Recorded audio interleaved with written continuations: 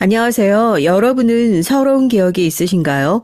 서러운 기억 하나 없는 사람이 어디 있겠냐마는 정말 엄청나게 서러워서 눈물이 절로 줄줄 났을 정도의 기억을 가지신 분들은 많지 않을 거로 생각합니다. 물론 많을 수도 있지만요. 하지만 오늘 전 이 사연을 들으면서 이 정도로 서러운 기억을 가진 사람은 많지 않을 수도 있겠다라는 생각이 들었어요. 왜 우리 아플 때 주변에 가족이 없거나 힘든 일을 해야 하거나 하면 서럽다고들 하잖아요. 그런데 아플 때 구박을 받으면 어떨까요? 전 정말 눈물이 줄줄 나올 것 같은데요. 오늘 사연자분이 그래서 더더욱 안타까웠던 것 같습니다. 제가 이렇게 얘기를 하니까 오늘의 이 사연 어떤 사연인지 너무 궁금하지 않으신가요? 평생을 구박만 받던 며느리가 어떻게 그 집에 복수를 하고 나오는지에 관한 얘기니까요. 오늘의 얘기 궁금하시다면 오늘도 어디 가지 마시고 지금부터 마지막까지 저와 함께 해주세요. 안녕하세요. 전 경기도에 사는 40대 여성입니다. 오늘 이곳에 사연을 쓰게 되기까지 몇 번이나 망설였던 것 같네요. 그래도 결국엔 이렇게 쓰기로 한 건 어디다던 털어놓고 이젠 제 인생을 살고 싶은 마음이 가장 커서인 것 같습니다. 그리고 아마 이 사연을 여러분들이 듣고 계신다면 제 계획은 성공한 거겠죠? 부디 그러길 바랍니다. 전 집안의 골칫덩어리였어요. 공부를 다들 잘하는 형제들과 달리 전 공부는 물론이고 뭐든 유별나게 잘하는 것도 없었고 또 하고 싶은 것도 없었어요. 그래서 훌륭하게 자란 다른 형제들에 비해 전 정말 아무것도 이룬 것이 없었습니다.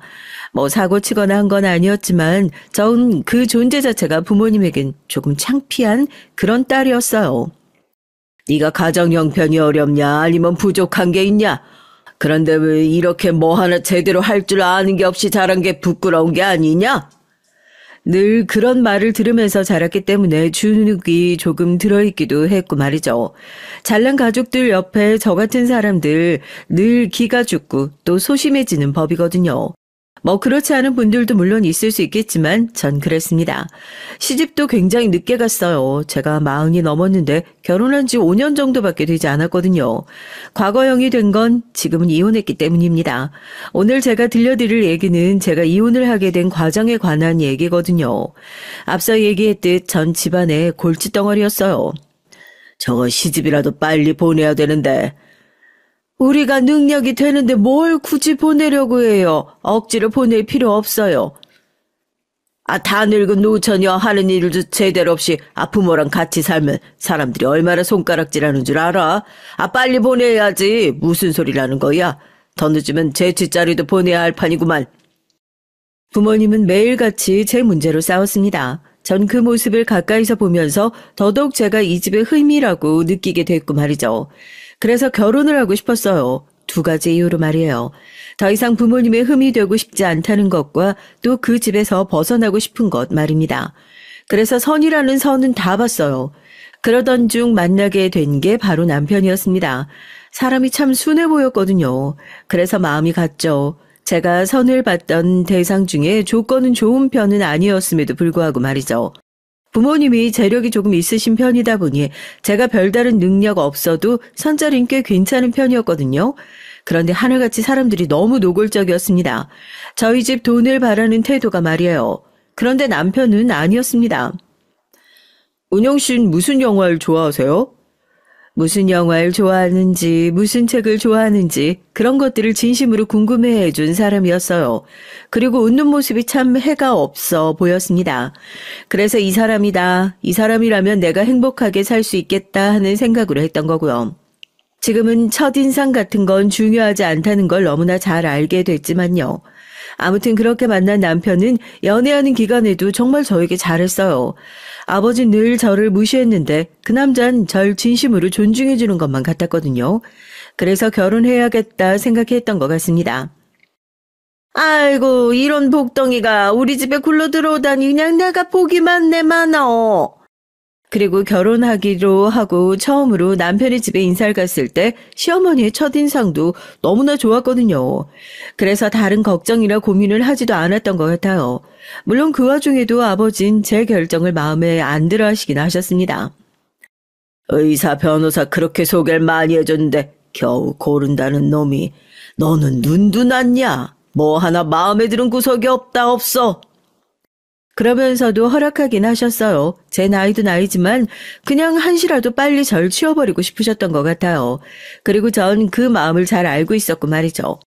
양쪽에 이런저런 마음들이 잘 맞아서 저와 남편은 결혼은 상당히 빠르게 진행됐습니다. 저희 집은 절 빨리 보내고 싶어 했고 시댁은 하루라도 빨리 며느리를 드리고 싶어 했으니까요. 뭐 지금 생각하면 다른 이유가 있기도 했고요. 그렇게 전 결혼을 하게 됐습니다. 당시엔 참 설렜던 것 같아요. 그리고 새로 제 인생을 만들어 가야 한다는 생각도 들었고요. 아버지가 집을 해주셨어요. 그러면서 하셨던 말씀이 아직 기억나네요. 난 너한테 할 만큼 했다. 그걸 절대 잊지 말거라. 더 이상 다른 걸 해줄 생각이 없다는 걸 돌려 하는 얘기였던 것 같습니다.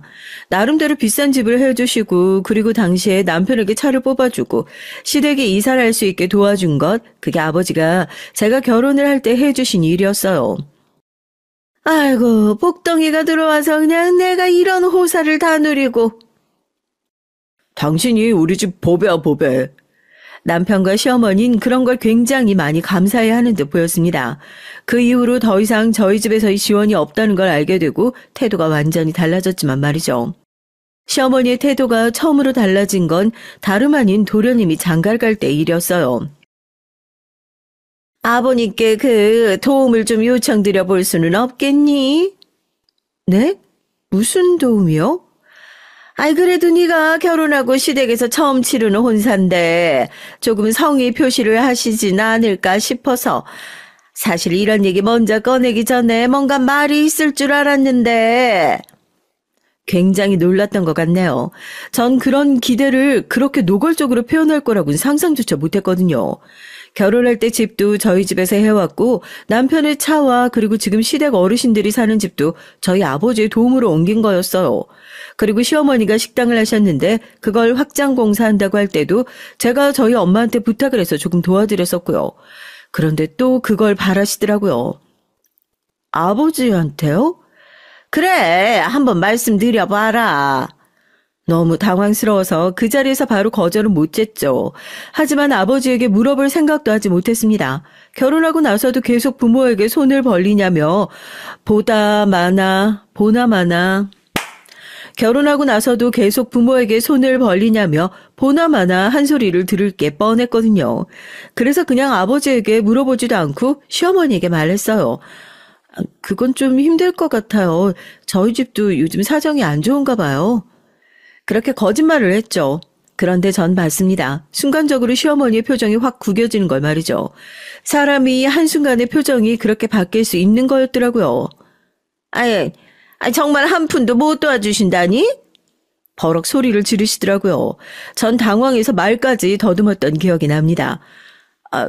네, 제가 개인적으로 저금해 둔 돈 조금은 보태드릴 수는 있는데요. 엄마한테 몰래 꽁쳐두라고 받은 용돈 아닌 용돈이 있긴 했거든요. 시어머니는 그게 얼마냐고 다그치셨습니다.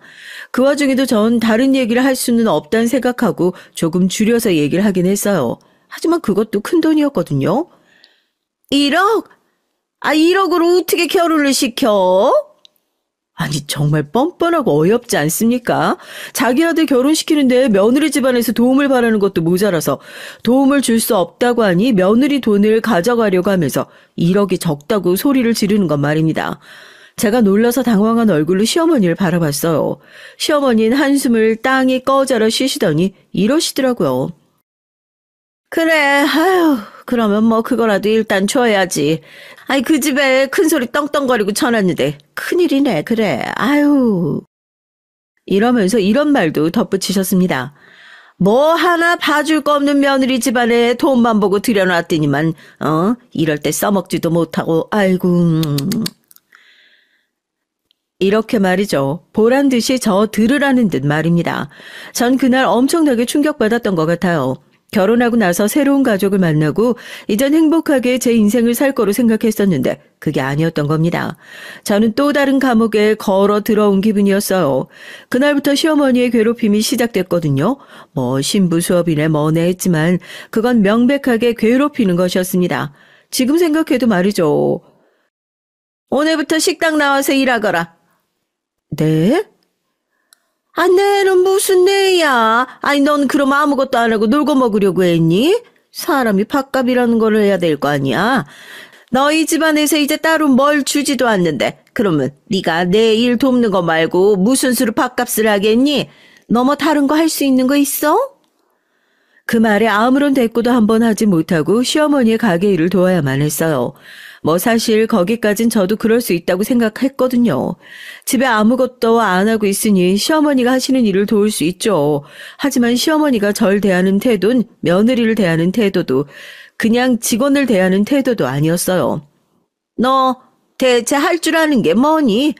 아, 쟤한테 다 시켜요. 가만히 있는 거 그냥 보기만 해도 속이 뒤집히니까.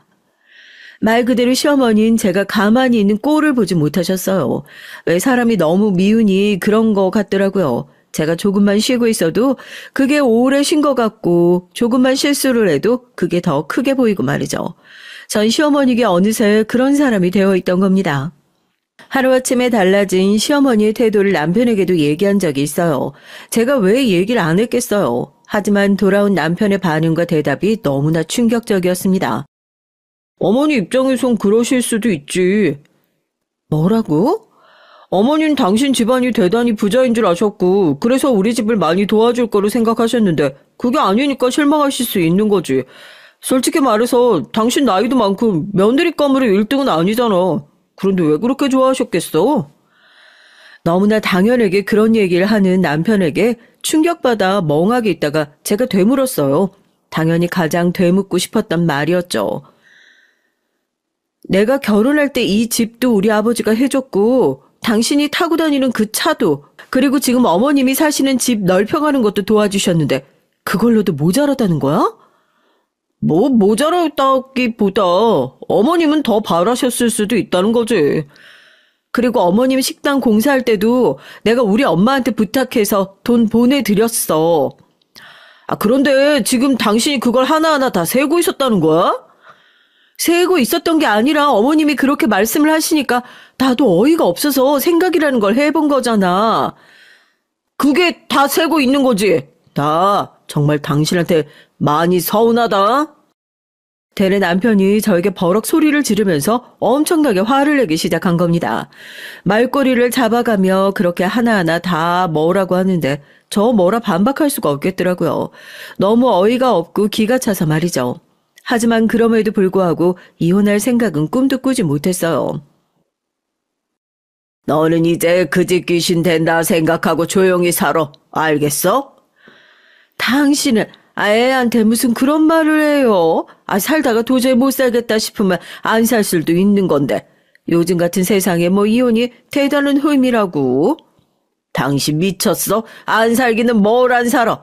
넌 이제 우리 집 사람 아니고 그 집 사람이야. 절대 이혼 안 된다. 이거 살면서 우리한테 자랑이었던 적이 어디 있다고 이혼까지. 안 돼. 그날부로 너랑은 영 끊을 거니까 그런 줄 알아. 결혼을 앞두고 얼마 되지 않아서 아버지와 그런 대화를 나눴던 적이 있었거든요. 그런데 제가 어떻게 감히 이혼 얘기를 꺼낼 수가 있었겠어요. 제 편이 되어주는 사람이 없다는 건 그런 것이었습니다. 제가 부당한 일을 당해도 그 누구에게도 말할 수 없고 그냥 입 다물고 살아야 한다는 것 말입니다. 그리고 왜 그런 말 있죠. 참으면 그게 당연한 줄 알게 된다는 말 말입니다. 시어머니는 제가 참으면 참을수록 점점 더 강하게 절 괴롭히셨어요. 가끔은 그런 생각도 했던 것 같아요. 저 체력이 다 어디서 나오나 하고 말이죠. 오늘은 네가 하루 종일 가게 좀 봐야겠다. 내가 오늘 예비 며느리랑 쇼핑하러 가기로 해서 잘 볼 수 있지? 도련님이 결혼하기로 한 여자가 직업이 괜찮다는 얘기를 건너서 들었던 적이 있거든요. 그래서 시어머니가 그 예비 며느리를 상당히 많이 자랑을 하고 다닌 것도 말이죠. 저는 기본적으로 그런 부분에선 기가 많이 죽는 사람이었기 때문에 제 앞에서 노골적으로 차별하는 것 같은 말을 하셔도 아무런 대꾸를 하지 못했고요. 그런데 그날 문제가 하나 터졌습니다. 식당에 손님이 굉장히 많이 온 날이었는데 일손이 부족하니 사람을 다 받지 못했던 거예요. 그리고 기다리다가 가신 분이 식당에 대해 좋지 않은 얘기를 하고 다녔어요. 그게 시어머니의 귀에 들어갔고 말이죠. 전 그날 처음으로 시어머니에게 뺨을 맞았습니다. 넌 대체 제대로 할 줄 아는 게 뭐니?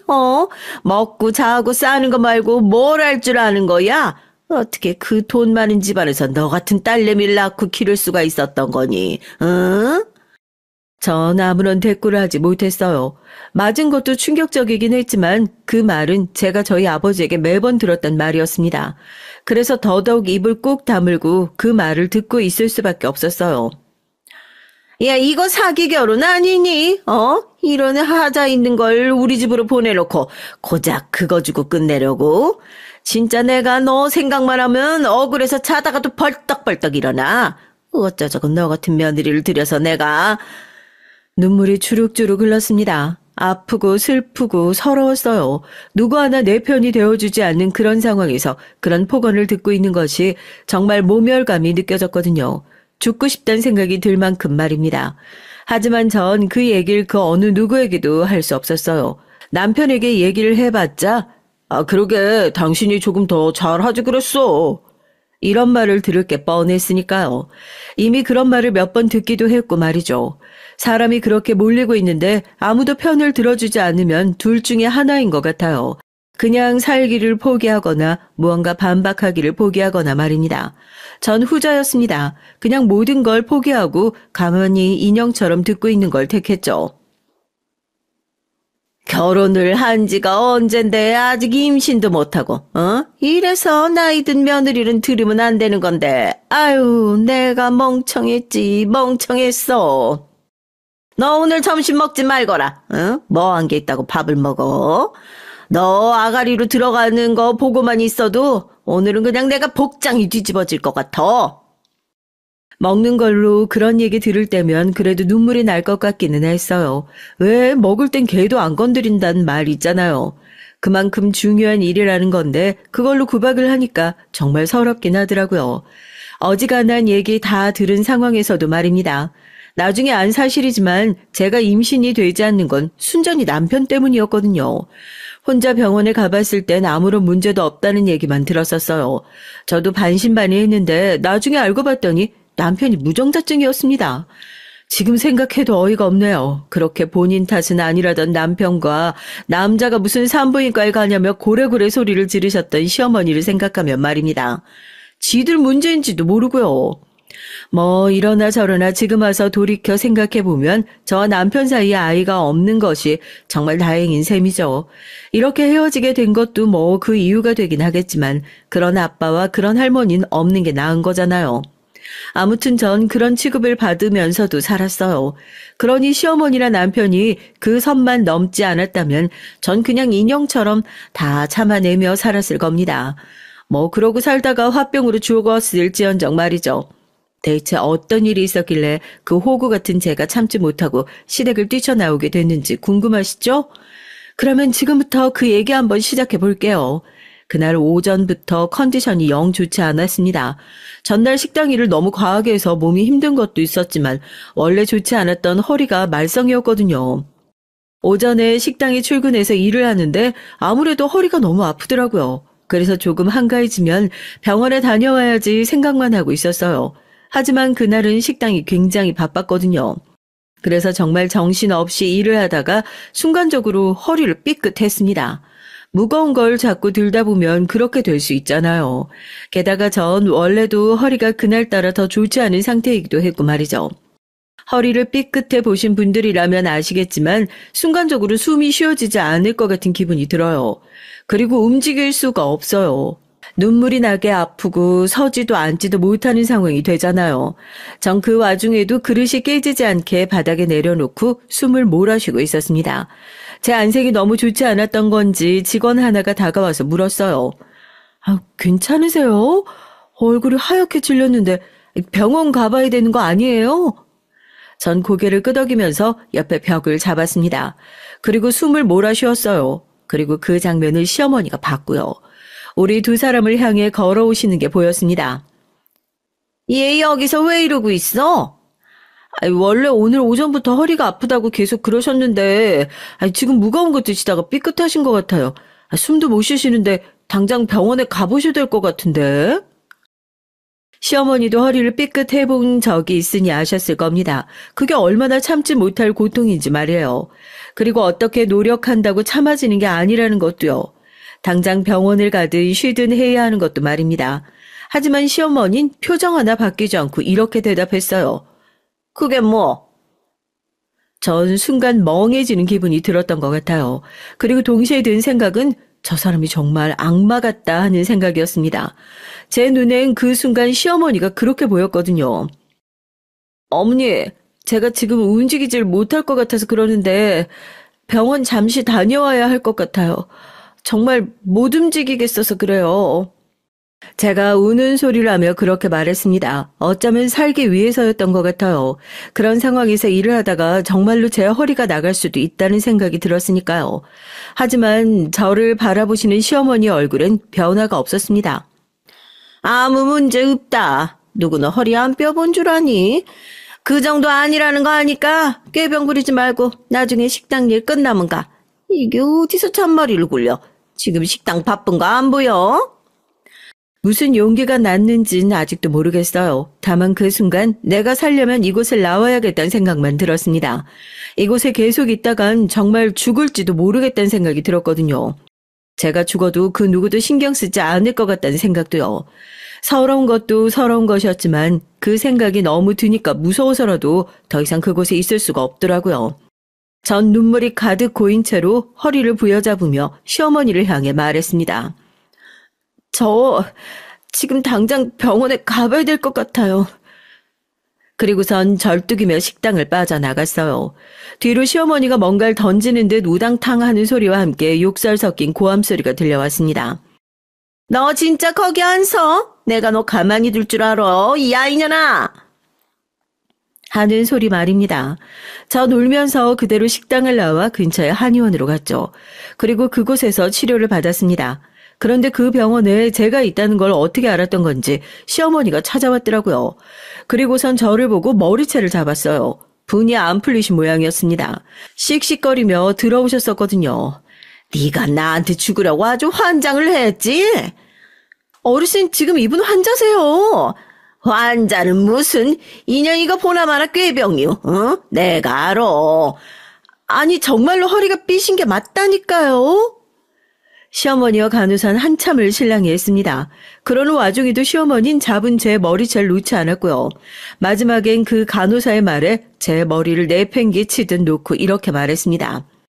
쓸모라고는 없는 년, 몸뚱이라도 써먹으려고 했더니 그마저도 안 돼, 네가 그러면 무슨 가치가 있니, 그냥 죽어라, 너만 보면 내가 속이 터져서 죽을 것 같으니까. 그렇게 말하고는 밖으로 나가시더라고요. 간호사가 절 굉장히 안타까운 눈으로 보고 있었어요. 그리고 그 모든 상황을 겪고 있으니 아무리 제가 인형처럼 참고 다 견뎌내고 살기로 했다지만 도저히 참아지지가 않더군요.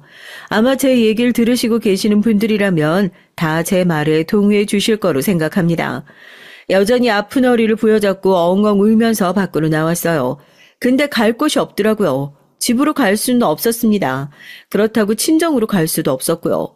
정말 한참을 어디도 가지 못하고 서성거렸던 것 같네요. 그러다 문득 이런 생각이 들었습니다. 그냥 이대로 확 죽어버릴까?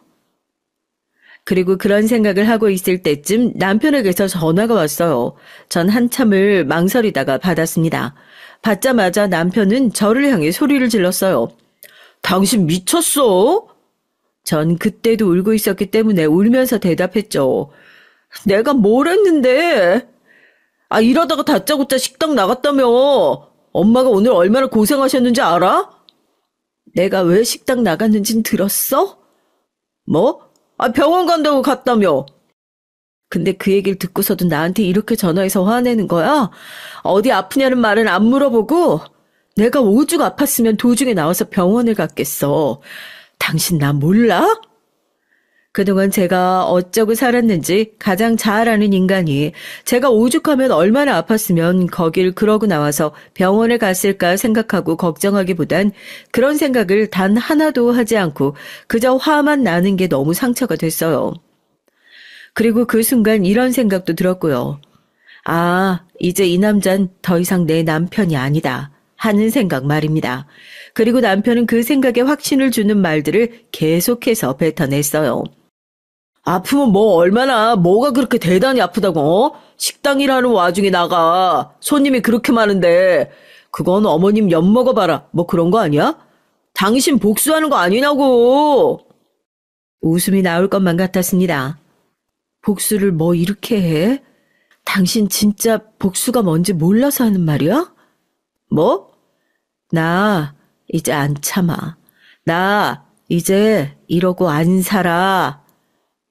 네가 이러고 안 살면 어떡할 건데? 뭐 친정이라도 가게? 장인어른이 네 편 되어주실 것 같냐? 어? 넌 어차피 갈 곳도 없어. 그 말을 듣는데 차마 반박을 할 수 없더라고요. 하지만 한편으론 이런 생각도 들었습니다. 이 집 구석에서 이런 대접을 받으면서 죽기만 기다리는 것보단 그냥 우리 집에 가서 아버지한테 그런 대접을 받는 게 낫지 않나 하는 생각 말입니다. 전 그만큼 시어머니와 남편이 너무 싫었고 그들과 더 이상 같이 살 수가 없었거든요. 차라리 죽는 게 낫겠다는 생각이 들 만큼이요. 그래서 전 남편과의 전화를 일방적으로 끊고 나서 그대로 친정으로 향했습니다. 죽이 되든 밥이 되든 그냥 다신 돌아오지 않을 각오로 말이죠. 그런 마음으로 친정을 오긴 했지만 떨리긴 하더라고요. 저희 아버지의 성격을 너무 잘 알아서 더더욱 말입니다. 아버지가 다시 가라고 쫓아내면 난 어떡하지. 난 정말 길거리에 나 혼자야 하나 바짓가랑이라도 붙잡으면서 빌어볼까 이런 갖가지 생각들을 했던 것 같아요. 무조건 한 번은 쫓겨날 거로 생각하면서 말입니다. 그런데 아버지의 반응이 의외였어요. 네가 한 말이 다 사실이냐? 낮은 목소리로 그렇게 되물으시더군요. 전 그런 아버지를 보면서 열심히 고개를 끄덕였어요. 뭔가 이대로 쫓겨나진 않을 거란 생각이 그때 들었던 것 같습니다. 얘가 그런 거짓말을 왜 해요? 집에 올 때도 제대로 걷지도 못하고 들어왔어요. 꼴을 봐요. 이게 거짓말인가? 내가 그러게 그 집 아닌 것 같다고 했잖아요. 이러다 진짜 애 잡아요. 아이고. 엄마가 울면서 그렇게 절 쓰다듬었어요. 그 순간 저도 그때까지 참아왔던 눈물이 왈칵 터졌던 것 같습니다. 운다고 울긴 했지만 터뜨려 울진 않았거든요. 그런데 누군가 제 편을 들어주니까 그냥 눈물이 폭포수처럼 쏟아지더라고요. 나 정말 참으려고 했어요. 정말로. 엄마랑 아버지가 절 부끄러워한다는 거, 그리고 저도 뭐 하나 제대로 하는 거 없다는 거 너무 잘 알고 있으니까. 그런데 이혼까지 한다고 하면 정말로 안 될 것 같아서 정말 죽을 힘을 다해서 참았어요. 그런데 정말로 죽을 것 같아요. 지금 도망 안 치면 정말 죽을 것 같아서. 엉엉 울면서 얘기를 했기 때문에 제가 무슨 얘기를 하는 건지도 모르겠더라고요. 나중엔 잘 생각이 안 났던 것 같아요. 제가 무슨 얘기를 한 건지, 제대로 제 얘기를 아버지에게 전달했는지 뭐 그런 건 말입니다. 아버지가 아무 말 없이 가만히 절 내려다 보셨어요. 전 덜컥 겁이 나서 아버지의 바짓가랑이를 잡고 늘어졌습니다. 제발 나가라고만 하지 말아주세요. 저 나가면 정말 갈 곳 없어요. 그 집으로 못 가요. 아버지 저 한 번만 살려주세요. 네? 거의 빌었던 것 같아요. 다시 절 그 집에 보내지 말아달라고 정말 죽을 것 같다고요. 아버진 그런 절 가만히 보시더니 한마디 하셨습니다. 다 필요 없다. 넌 네 방에 들어가 있어. 전 그때 정말 안도했던 것 같습니다. 다시 그 집으로 돌아가지 않아도 된다는 그 사실 말이에요. 그날 정말 깊게 정말 오래 소위 얘기하는 꿀잠을 잤어요. 언제 그렇게 잡았던 건지 기억도 나지 않은 만큼 오랜만에 말이죠. 그리고 일어났는데 집에 아버지가 안 계시더라고요. 아빠는? 변호사 만나러 가셨어. 변호사는 왜? 너 이혼 소송이랑 그동안 너희 시댁에 줬던 거 다 돌려받을 수 있는지 알아보러. 약간 광명을 찾은 것 같은 기분이 들었던 것 같아요. 나 정말 그 집안이랑 남남이 될 수 있구나, 이혼할 수 있구나 하는 안도감이 확 들었던 거요. 이제 살았다 하는 생각이 들던 와중에 남편에게서 전화가 왔습니다. 받을까 받지 않을까 고민을 잠시 하긴 했지만 이미 갈라서는 것으로 방향이 간 이상 뭐가 두렵나 싶어서 그냥 받았죠. 그런데 남편이 꺼낸 얘기는 의외의 얘기였습니다. 전 전화를 받자마자 화부터 낼 줄 알았거든요. 그런데 전혀 다른 반응이었어요. 여보, 내가 정말 잘못했어. 일단 집으로 와, 와서 우리끼리 얘기하자. 갑자기 왜 그래? 그리고 나 이제 다신 그 집으로 안 가. 내가 미쳤다고 거길 다시 내 발로 기어들어가? 어떤 마음으로 내가 거길 나왔는데, 어떤 마음으로 아버지한테 살려달라고 빌었는데. 제가 그렇게 소리를 확 지르자 남편은 잠시 아무 말이 없더라고요. 그러곤 조용히 이렇게 말했습니다. 그러면 제발 장인어른이라도 조금 말려봐. 그 순간 머리 위로 물음표가 생기는 기분이었어요. 갑자기 아버지 얘기가 나올 줄 몰랐거든요. 게다가 그땐 아버지가 변호사를 만나러 간 줄 알았으니까요. 아버지? 아버지가 왜? 어머니 식당 오셔서 지금 난리셔. 그러니까 일단 장인 어른이라도 말려봐. 전 얼른 전화를 끊었습니다. 그리고 엄마한테 아버지가 지금 시어머니 가게에 가 있다고 하니 엄마도 놀라더라고요. 엄마도 몰랐다고요. 전 엄마와 함께 서둘러 시어머니의 가게로 갔죠. 그리고 그곳에서 소리를 지르고 있는 아버지를 봤습니다. 여기가 며느리 학대가며 영업하는 식당 맞소? 응? 아휴, 제발 그만하시고 좀 가세요, 네? 아니, 우리 집안 돈으로 식당 확장해놓고 그 며느리 학대하는 집 맞냐고 물었지 않소? 아휴, 누가 누굴 학대했다고 이래요? 안 했다고? 내가 우리의 진단서고 뭐고 다 떼어왔는데 증인의 증거까지 다 있는데 정말 안 했다고? 아버지의 그 말에 시어머니가 입을 순간적으로 다물었습니다. 그러고 날카롭게 아버지를 바라보며 말했어요. 아니, 우리한테 버리듯 딸 보낼 때는 언제고 이제 와서 이렇게 아버지 행세 하시는 거예요, 예? 한번 그렇게 버렸으면 끝이지? 그 말에 가만히 듣고 있던 저도 다시 한번 상처를 받았던 것 같네요. 사실 저도 그렇게 생각했던 적이 있었거든요. 그런데 시어머니에게 다시 한번 들으니까 다른 사람들 눈에도 그렇게 보였구나 싶어져서 말이죠. 당신 말 다 했어? 아무리 마음에 안 드는 자식이라고는 하지만 내 딸인데, 내 자식인데 내가 누굴 버려? 그리고 지금 당신은 내 딸 버렸다고 생각하고 내 딸 막대했다고 학대한 거요? 어? 어디서 감히 누구 딸한테? 사실 전 그날 그 말 때문에 정말 많이 울었던 것 같아요. 아버지가 절 두둔하면서 내 딸이라고 해주는 걸 제 인생에서 처음 보고 겪는 일이었거든요. 정말 눈물이 왈칵 나서 가까이 가지도 못하고 멀찌감치서 보고만 있었습니다. 아이고, 어지간히 딸 챙기는 척 하시네. 영업방해로 신고하기 전에 얼른 가시오. 내가 안 알아보고 그냥 왔을까봐? 나 오늘 변호사 만나고 오는 길이오. 아버지의 그 말에 시어머니가 순간적으로 그 자리에서 굳었습니다. 아버지인 시어머니가 가장 두려워하는 말을 입 밖으로 꺼내셨어요. 이혼 소송은 물론이고 결혼한다고 사줬던 집, 그리고 이쪽이 이사갈 때 보태줬던 돈, 그리고 이 가게 확장 비용까지 그대로 다 받아낼 테니까 그런 줄 아시오.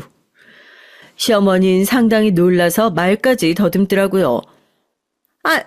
한 번 줬으면 끝이지. 뭘 달라는 거요? 난 못 줘.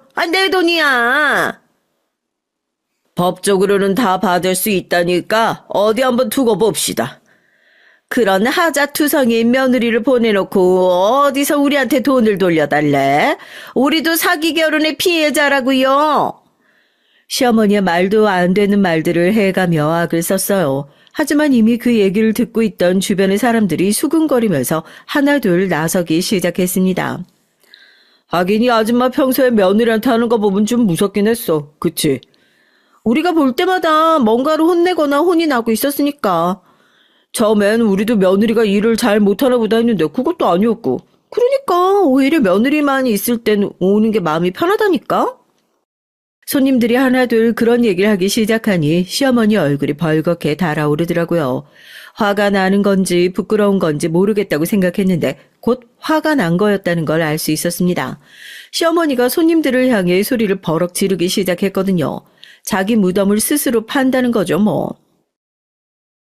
그러면 이 식당에 안 쳐오면 될 거 아니야. 사장이 마음에 안 드는데 식당을 왜 쳐오고 지랄이야? 손님들한테도 그럴 수 있다는 거에 순간적으로 많이 놀랐던 것 같아요. 시어머니가 그렇게 소리를 지르고 나서 잠시 가게 안에 정적이 흘렀습니다. 손님들도 참지 않으셨어요. 동네 장사하는 사람이 손님한테 이래도 돼요? 손님이 먼저 사장한테 시비 거셨잖아요. 내가 뭐 틀린 말 한 것도 아니고, 그리고 지금 봐도 알겠구만 그 더러운 성격. 뭐? 아무 말 다 했어? 이 아줌마 진짜 동네 장사 접고 싶은 모양이네. 장사 접으면 되지. 뭐 무슨 상관이야, 너 같은 것들 손님 받느니 접는 게 낫지. 뭐? 야! 시어머니와 손님 간에 싸움이 붙은 겁니다. 그런 상황은 상상해 본 적도 없는 상황이라 놀라서 입만 떡 벌리고 있었던 것 같네요. 엄마도 굉장히 어이없어 하면서 이렇게 얘기를 했어요. 네 시어머니 성격 안 봐도 훤하다. 그리고 엄마는 아버지를 끌고 왔습니다. 일단 나가자고 말이죠. 아버지는 저에게 그런 장면을 보인 것이 민망하셨던 건지 아니면 오늘 할 몫은 다 하셨다고 생각하는 건지 몰라도 순순히 그 식당을 나왔어요. 그렇게 그날은 마무리가 됐습니다. 그리고 그 이후에 일어난 일들이 정말로 대박이었어요. 지금부턴 그 얘기 들려드릴게요. 아마 재밌으실 겁니다. 우선 시어머니의 식당이 망했어요. 그렇게 그 손님들이랑 싸움이 붙은 날 결국엔 경찰서까지 가게 되는 상황이 발생이 됐더라고요. 동네 장사의 특성을 아시는 분들은 아시겠지만 그런 일이 한번 생기고 나면 아무리 맛집이라도 손님이 떨어지게 돼 있으니까요. 게다가 사장님의 인성과 같은 부분은 동네 장사에선 꽤 민감한 얘기이기도 하고요. 게다가 그날 시어머니가 머리채를 잡았던 그 두 손님은 동네에서 조금 한가락 하시는 분들이셨고요. 한 분은 통장이셨고 한 분은 지역 어머니회 같은 걸 운영하는 분이셨던 겁니다. 당연히 소문은 더 빨리 더 안 좋게 날 수밖에 없었고요. 정확히 다음 날부터 가게에 파리만 날리기 시작했다더군요. 손님이 정말 하나도 오지 않았다고요. 어떻게 그렇게 하루 만에 다 빠질 수가 있는 건지 나중에 잘린 직원이 그것도 신기했다고 얘기하는 걸 들었던 적이 있습니다. 아무튼 그렇게 식당이 망하고 나서 이혼 소장을 받게 됐어요. 그날 가는 줄 몰랐는데 남편에게 전화가 오더라고요. 정말로 이혼할 생각이야? 내가 그러면 가짜로 이혼할 생각으로 아버지한테 와서 빌었다고 생각해? 내가 우리 아버지한테 빌 땐 죽을 각오하고 그러는 거 네가 제일 잘할 거 아니야. 그런 제 말에 남편은 한동안 말이 없더라고요. 그러면서 제발 한 번만 만나달라고 사정을 했습니다. 처음엔 나갈 생각이 없었는데 그래도 얼굴을 보고 마지막 인사를 하든 뭘 하든 해야 할 것 같아서 나갔죠. 미안해. 내가 죽을 죄를 지었어. 한 번만 용서해줘. 내가 이젠 정말 중간에서 잘할게. 자기야 미안해. 다짜고짜 무릎을 꿇더라고요. 결혼하기 직전과 결혼하고 완전 초반에만 보여줬던 얼굴과 말투로 저를 향해 그렇게 얘기하면서 사과하는데 그 모습을 보고 더 혐오감 같은 게 올라왔던 것 같아요. 저에게 잠시나마 보여줬던 그 다정한 모습도 결국엔 다 연기라는 생각이 그때 확실하게 들었으니까요. 나 다시는 네 마누라 되는 일 없어. 당신이랑 이혼하면 나 정말 죽어. 나 정말 큰일 나. 뭐 도로 돈을 다 돌려줘야 하니 아쉬운 건 알겠지만 그래도 그런 건 치곤 반응이 좀 격하더라고요. 죽는다는 둥 하는 소리를 하는 것만 봐도 말이죠. 그 순간 알았습니다. 이 새끼가 뭔가 사고를 쳤구나 하는 것 말이죠. 그러면 그냥 죽어. 난 죽어도 네 마누란 다신 안 해. 그렇게 얘기하고서 일어난 뒤 아버지에게 얘기하고 한번 알아봤죠. 그런데 그 인간이 저희 아버지가 사준 그 집을 담보로 대출을 했더라고요. 그것도 상당히 큰 액수를 말이죠. 그 돈을 어디에다 썼나 하고 봤더니 주식에 코인에 그런 것들을 하고 싹 다 날린 것 같았습니다. 그래서 저희 집이 조만간 넘어가게 생긴 모양이더라고요. 그래도 성실하고 그런 사람인 줄 알았는데 그거 하나 보고 그 결혼하라고 한 건데. 엄마가 그렇게 얘기하면서 우셨어요. 저도 엄마를 껴안고 울었네요. 사람 보는 눈이 있다고 생각하진 않았지만 그래도 그런 인간인 줄은 꿈에도 몰랐습니다. 뭐 어쩌겠어요. 결국엔 제가 골라서 한 결혼인 것을요. 다 제 탓이라고 생각하고 있습니다. 당연히 소송의 판결은 제가 유리한 쪽으로 다 났어요. 가장 결정적인 요인은 다른 것도 아니고 그날 그 사건이었습니다. 제가 허리가 아파서 한의원에 간 날 말이에요. 시어머니가 자신의 분에 못 이겨 병원까지 따라와서 제 머리채를 잡았던 그 사건이요. 너무나 당연하게도 결혼하면서 저희 아버지가 해주셨던 모든 것들을 내놔야 했고 거기에 더해서 재산 분할과 제 위자료까지 줘야만 하는 상황이 됐어요. 하지만 앞서 얘기했듯 남편은 집을 담보로 대출을 땡길 수 있을 만큼 다 땡겨받은 상황이었고 시어머니의 가게는 망한 상태였습니다. 그러니까 쉽게 얘기하면 저희 집에 다시 돌려줄 돈이 없었던 거예요. 아무리 연락을 해도 제가 만나주지 않으니 시어머니와 남편이 저희 집을 찾아왔습니다. 아버지 엄마가 다 계셨었고요. 저희 세 사람 앞에서 시어머니와 남편은 무릎을 꿇었습니다. 한 번만 용서해 주세요. 아유, 저희는 정말로 돈이 없습니다. 당장 드릴 돈이 없어요, 정말. 장인어른. 내가 왜 자네 장인인가? 이젠 소송도 다 끝났는데. 아버진 남편이 장인이라고 부르자마자 온몸을 부르르 떨며 진저리를 치셨어요. 내 딸 그렇게 괴롭힌 사람들 사정 봐주고 싶지 않네. 당장 재산 다 정리해서 내놓을 수 있을 만큼 다 내놓고 다신 우리 딸한테 접근하지 않겠다고 연락도 하지 않겠다고 두 사람 다 각서 써. 받아야 할 돈이 10억 정도 됐는데 결국 돌려받은 돈은 4억이 채 되지 않아요.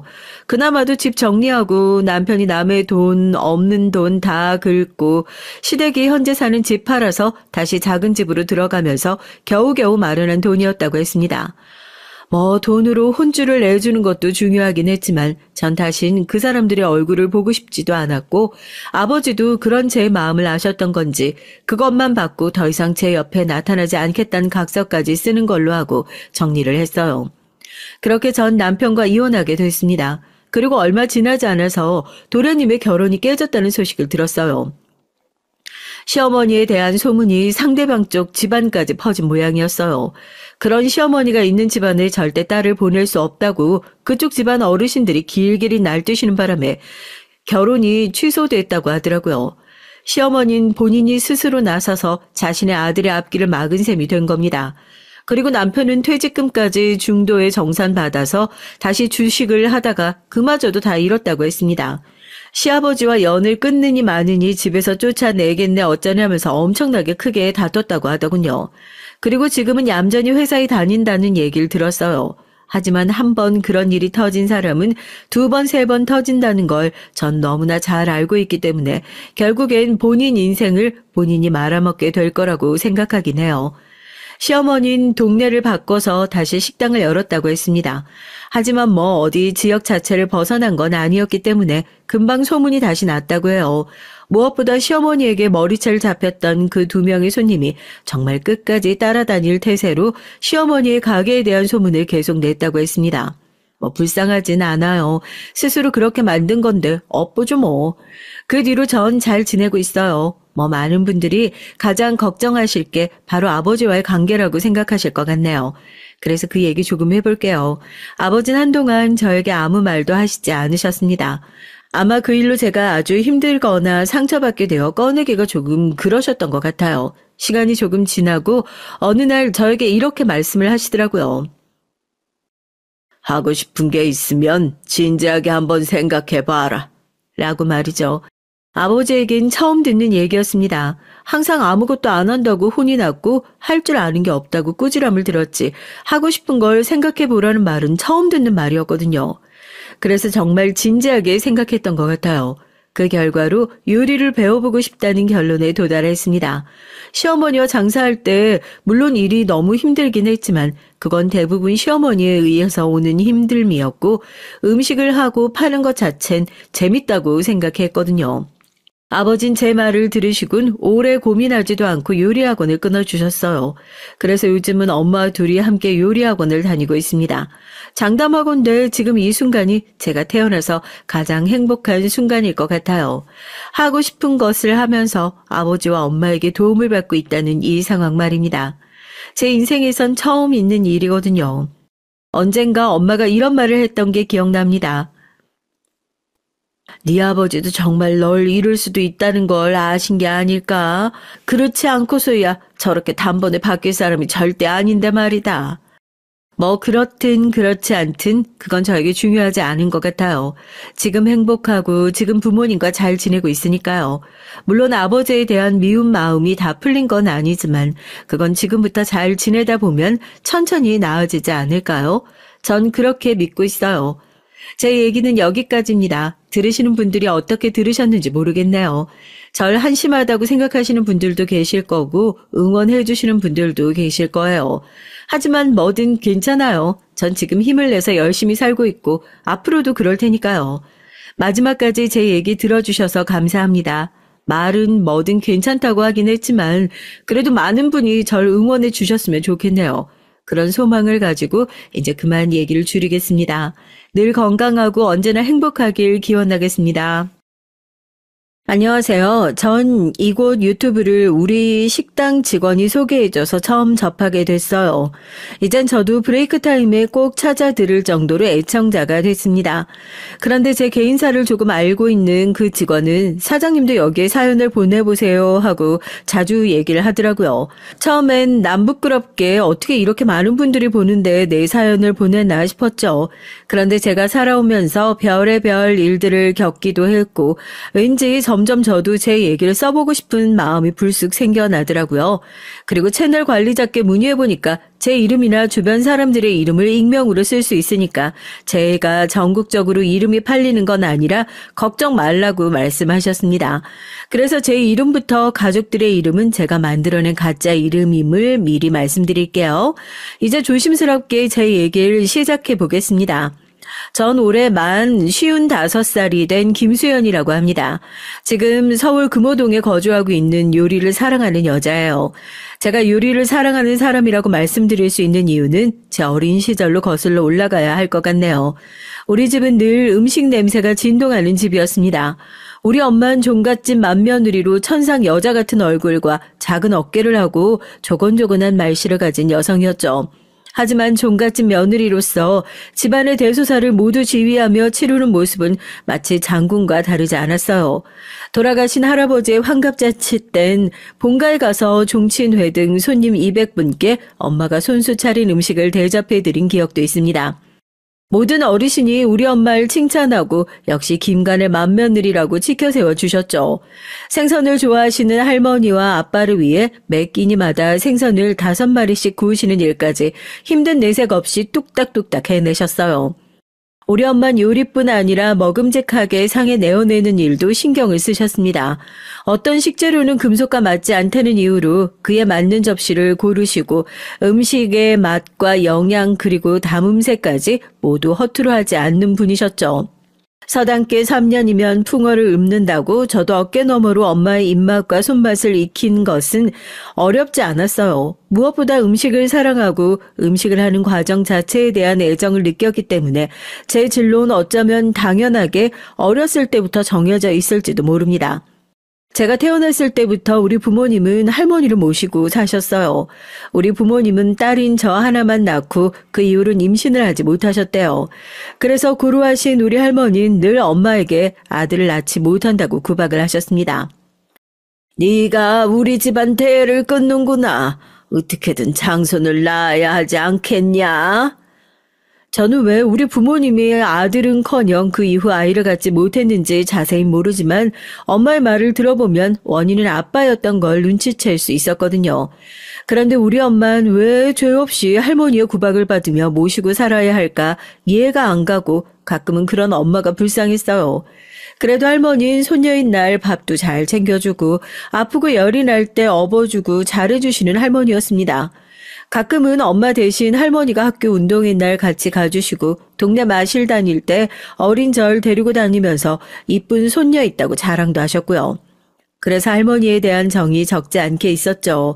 하지만 그런 할머니가 미운 날도 있었는데 명절이나 제삿날 남자 사촌들은 용돈을 10,000원씩 주시고 저나 여자 사촌들은 5,000원 주시는 거예요.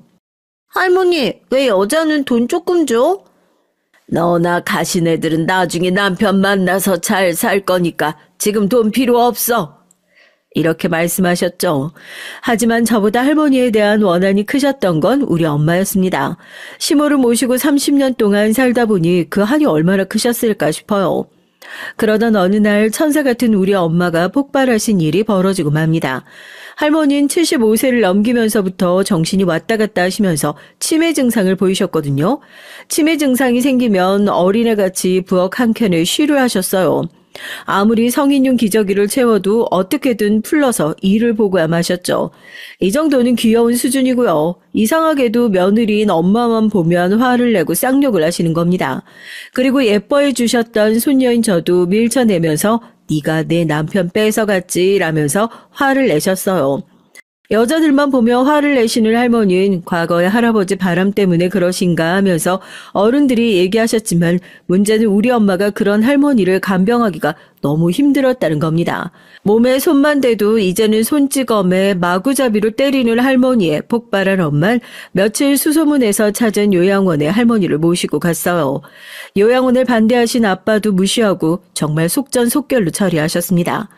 효자인 아빠도 자신이 혼자 치매인 할머니를 감당할 수 없다는 현실을 이해하셨는지 며칠을 엄마에게 화내고 집에도 안 들어오시더니 이내 백기를 드셨어요.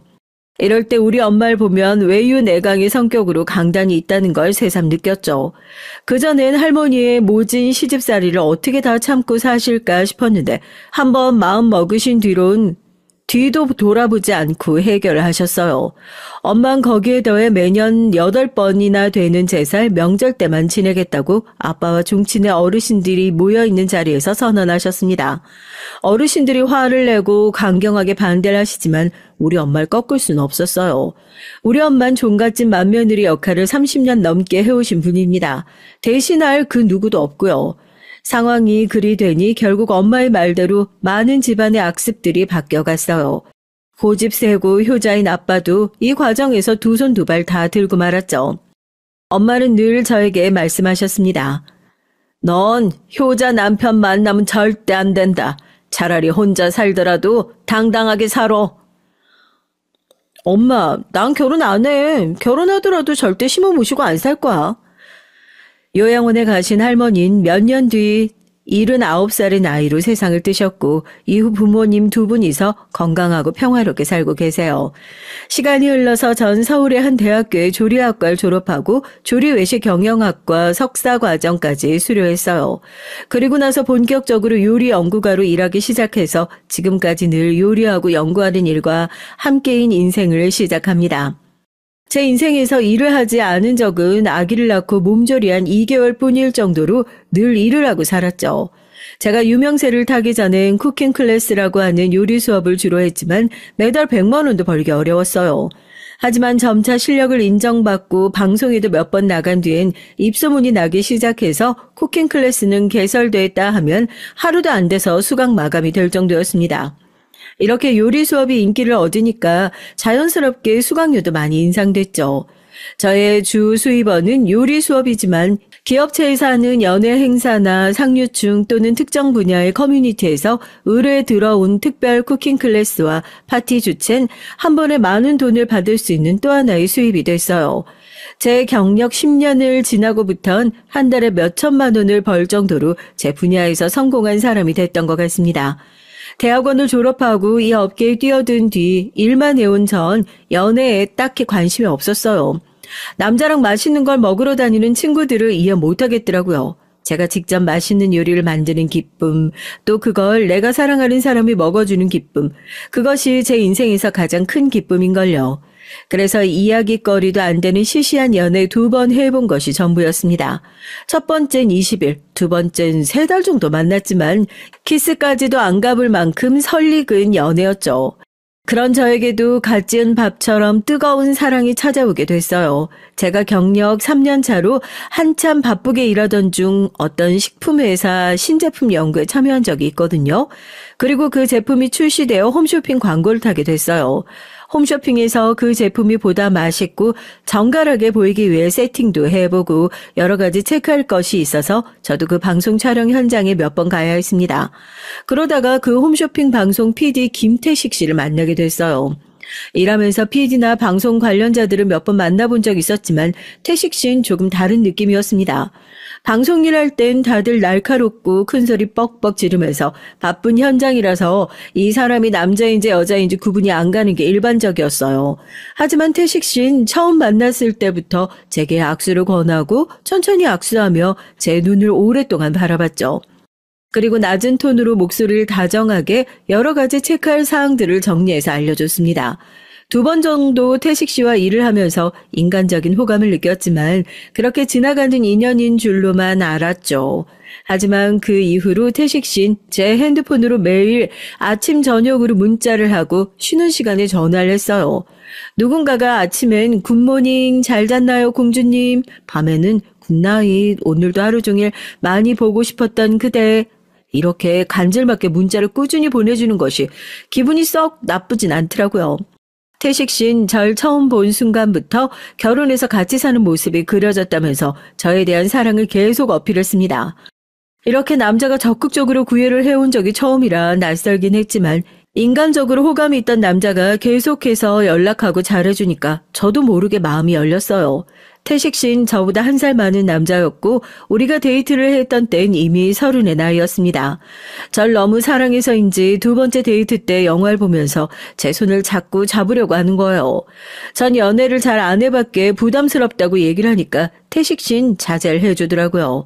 하지만 다음 데이트할 때 드라이브를 하러 양평에 나갔을 때의 일이었습니다.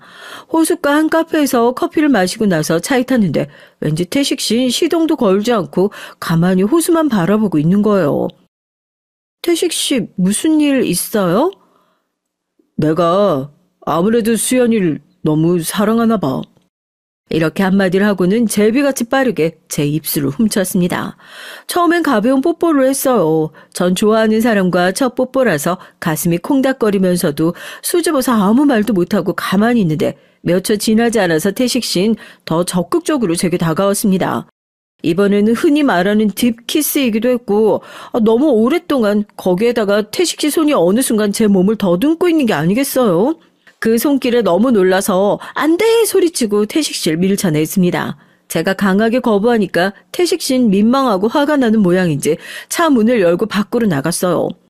차 안에 앉아서 안절부절 어찌할 바를 몰랐죠. 태식 씨는 사귀는 남자고 남녀간에 키스하는 건 자연스러운 일인데 제가 너무 당황해서 태식 씨가 화가 났으니까 말이에요. 다행히도 태식 씨는 10분쯤 지나서 차에 돌아와 저에게 얘기했습니다. 수연 씨 연애 처음이에요? 설마 이게 첫 키스? 전 수줍어하며 개미 기어가는 소리로 말했습니다. 네, 저 무서우니까 좀 천천히, 가능하면 결혼하고 나서 스킨십 하면 안 될까요? 요즘 같은 시대에 천연기념물 처녀시네. 좋아요, 결혼 전까진 안 덮칠게요. 그 뒤로 태식 씨는 최대한 스킨십을 자제하며 저에게 달려들지 않았어요. 전 이런 태식 씨의 관대하고 저를 아껴주는 모습에 감동했고 결혼할 사람으로 믿어 의심치 않았던 것 같아요. 하지만 순진한 전 정말 태식 씨가 그런 욕구를 참아준 줄로만 알았습니다. 철저하게 감춰진 태식 씨의 더러운 꿍꿍이를 그땐 미처 몰랐으니까요. 친정 엄마와 저의 바람으로 결혼은 천천히 하고 싶었습니다. 요즘은 여자 좋은 나이가 31살이던가요? 그 정도라고 들었어요. 하지만 제 나이가 30이 되던 당시엔 주변에서 시집은 왜 안 가냐, 여자 나이 30대면 임신도 어렵고 애기한테 이상이 생길 수도 있다며 주변에서 결혼 압박을 많이 하는 시대였습니다. 태식 씨와 사귀고 있던 중에도 아빠도 주변 분들도 결혼 얘기를 많이 하시니까 30을 넘기기 전에 결혼을 해야 할 것 같았죠. 그러다가 성북동에 있는 엄마의 오랜 단골인 남도 음식 한정식집에서 태식 씨의 부모님과 우리 부모님은 상견례를 갖게 됐어요. 태식 씨의 아버지인 대기업을 다니다가 은퇴하셔서 지금은 소일거리를 하며 집에 계신다고 했습니다.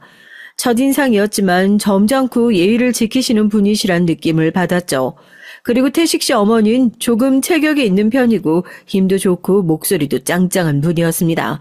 좋게 말해서 카리스마가 있으시고 나쁘게 말한다면 기가 세다는 인상을 받았어요. 예비 시몬 태식 씨가 고려대 언론정보학과를 졸업해서 방송 PD를 하고 있는 점에 대해 자부심을 갖고 계셨습니다. 우리 동네에서 나랑 우리 아들 모르면 간첩이지. 중학교 때부터 그냥 항시 전교 1등만 하고 학생회장까지 해서 누구나 부러워하는 모범생이었다니까. 그런데 우리 태식이가 그냥 혼자서 공부했냐? 아이고, 아니죠. 그건 제가 초등학교 다닐 때부터 그냥 철저하게 계획표를 딱 짜서 학원과 과외로 처바른 덕이에요. 우리 며느리는 저기 경희대 나왔다고 했나?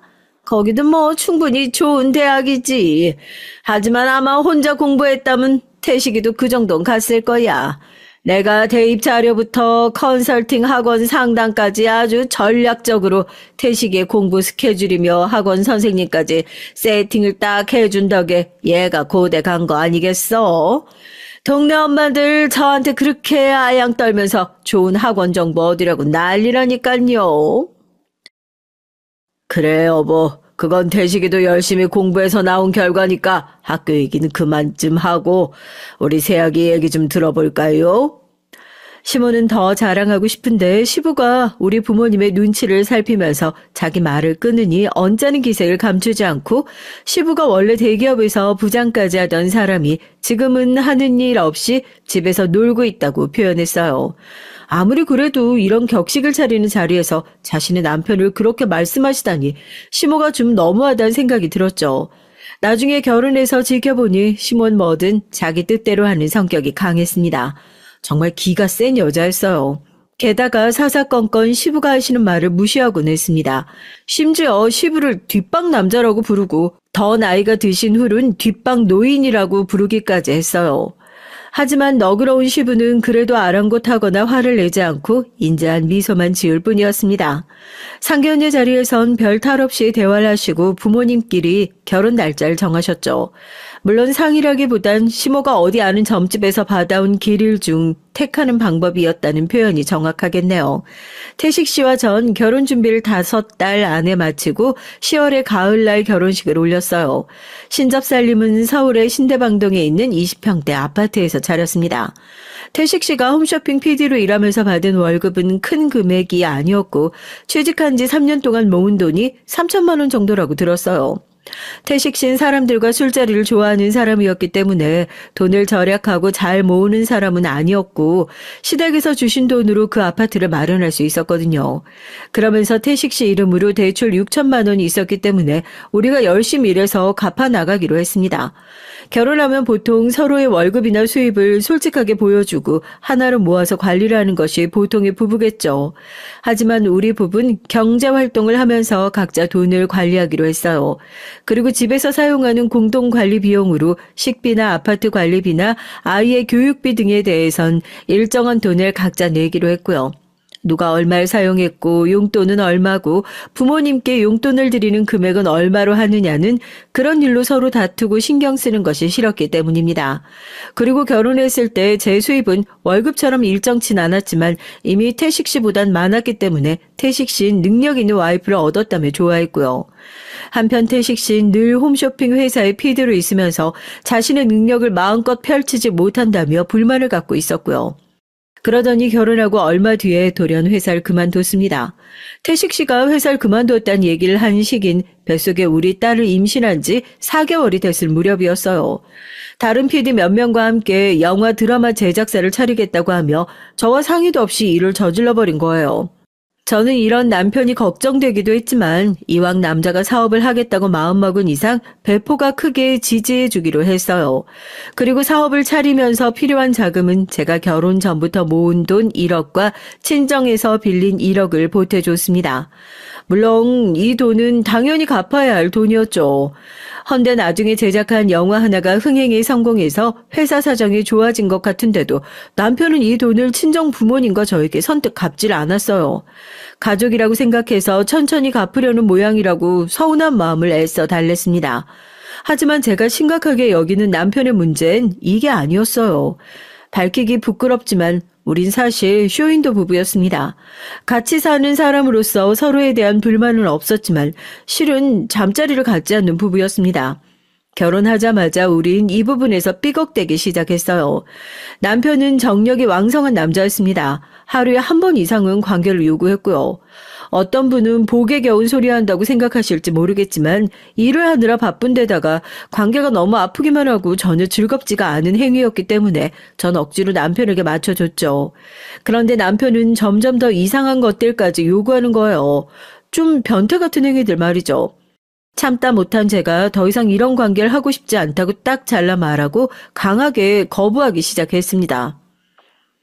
넌 진짜 여자로서 감각이 없냐? 알겠다. 그럼 이제 네가 아무리 외로워해도 안 건드릴 테니까 나한테 뭐라고 하지 마. 남편은 이렇게 말한 뒤로는 저를 밤에 건들지 않았어요. 대신 밤늦게 귀가하는 일이 다반사였죠. 심지어 외박하는 날까지도 있었고요. 남편은 영상 제작사를 하면서 술자리나 회식이 자주 있었고 또 그런 유흥을 본인이 즐기는 남자이기도 했고요. 그런데다가 아내가 자신의 그런 욕구를 응해주지 않자 아예 대놓고 밖으로 놔두는 것 같았습니다. 티는 내지 않았지만 밖에서 술집이나 그런 유흥가에서 여자들을 매수해서 욕구를 해소하는 게 아닐까 하는 생각만 해볼 뿐이었죠. 물론 지속적으로 만나는 내연녀가 있어서 저에게 들켰다던가 어디서 다른 자식을 만들어 온 적은 없었어요. 그래도 남편이 그러고 다니는 꼴을 보고도 못 본 척, 모르는 척 넘어가는 제 속도 말이 아니었습니다. 여기 계신 분들이 들으시면 어이없을 수 있지만 전 어차피 그런 게 부담스럽고 영 싫었기 때문에 처음엔 다른 여자랑 그리고 다니는 남편을 체념하며 받아들였어요. 왜 그런 남편과 이혼하지 않고 계속 살았냐고요? 남편이 버는 돈이 많아서 제가 이혼하고 혼자 못 살아서도 아니에요. 저라는 여자는 남편과의 부부관계를 가능하면 안 하고 싶은 여자라는 걸 뒤늦게 깨달은 이유도 있어요. 그리고 제가 그런 부분을 해줄 수 없는데 너도 수도승처럼 평생 그 짓 하지 말라고 요구하기가 이기적이란 생각이 들었기 때문이죠. 남편이 분명히 성매매나 유흥업소에서 그런 여자들과 접촉했을 것이 분명한데 다시 살을 섞는 것도 너무 끔찍했기 때문에 그래 그렇게 놀던 대로 놀아라 하고 방임한 것도 사실입니다. 하지만 제가 아무리 눈 감아준다고 해도 어느 정도의 선을 지키고 그럴 줄 알았죠. 하지만 남편은 이렇게 자기를 봐준 절 속이고 사람으로서 못할 짓을 하고 살았단 사실을 전 15년이 지나서야 알게 됐어요. 남편과 쇼윈도 부부로 지내면서 제 삶의 낙이 어디 있겠어요. 눈에 넣어도 아프지 않을 제 딸 혜인이와 제 요리 연구가 일이었습니다. 우리 혜인이는 어려서부터 잔병치레도 없이 건강하게 잘 자랐습니다. 그리고 외탁을 했는지 우리 집 여자들의 팔다리가 길고 날씬한 체형을 닮았어요. 게다가 얼굴은 어찌나 조그만지 지나가면 사람들이 모델 보는 것 같다고 할 정도였죠. 혜인이는 어릴 때부터 그림 그리는 일을 아주 좋아했습니다. 저와 달리 요리나 음식엔 아무 관심이 없어서 아쉬운 마음도 있었지만 그 아이가 그림을 보면 제 마음이 정화가 될 정도로 좋은 재능을 갖고 있어요. 이렇게 재능 있는 아이를 쫓아다니면서 뒷바라지를 해야 되는데 그 시모의 자랑처럼 말이죠. 전 그런 엄마가 되어주지 못했습니다. 유명세를 타면서 제가 하는 일이 너무 바빠졌기 때문이에요.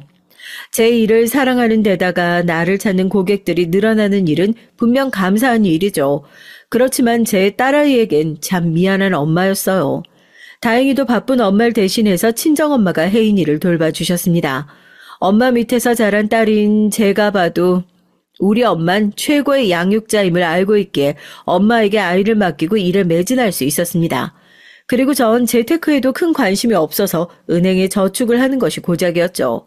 그래서 엄마가 제 돈을 맡아서 관리해 주셨습니다. 많은 시간이 지나서 우리 엄만 딸아이 앞으로 아파트 한 채, 제 명의의 아파트 한 채를 추가로 구입하셨어요. 그리고 그 아파트 두 채 모두 좋은 입지에 살기 좋은 곳이라서 시세도 많이 올랐기 때문에 전 늘 엄마에게 감사드릴 수밖에 없었고요.